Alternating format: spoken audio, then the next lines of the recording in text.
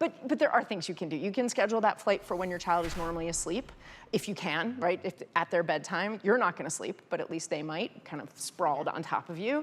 You can plan activities, and in the age of screens, for most kids, that's a great time to use them with no guilt.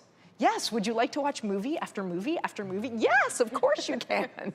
And usually kids do pretty well, but using the coping mechanism of going to a drug is a pretty lousy teaching tool. Yeah. And it's also incumbent upon us on airplanes to just show respect towards kids. I was on a flight recently where this young girl was traveling alone from one parent to the next. And when we got on the flight, we noticed she was alone, and a very nice woman had sat next to her and was basically playing the role of caretaker during the flight. And the little girl started talking about her doll and got so excited and started playing a game. And the woman sitting next to her was showing so much patience and was just a saint, an angel. And we were watching this one row behind and just talking about how smart this young girl was. But she was getting really excited playing the game of dolls. And the man in front of them turned around and looked at the woman and said, "Get her to be quiet."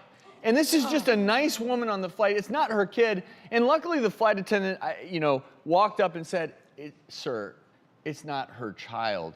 But even if it were her child, all she was doing was she was playing. How about some kindness to other adults? Yeah, I think that's, and so sometimes I feel like us adults show up on the flight and you expect it to be perfect. Well, here's the deal. Kids are going, on a long flight, kids are either going to be excited or maybe they may be upset for a little bit. I don't understand why adults, we need to throw the tantrums, because that's what often happens. Yeah. We need to be prepared too. Bring your earplugs and bring stuff to keep yourself And to be fair, amused. you decide to drug yourself. Well, I think if you're an adult and you want a quiet flight, Here, take this antihistamine. Better yet, here's a Valium. noise canceling headphones as an adult on a plane, if you don't want to really be bothered, they're ubiquitous out Highly there. effective. Just get a pair and use them if need be.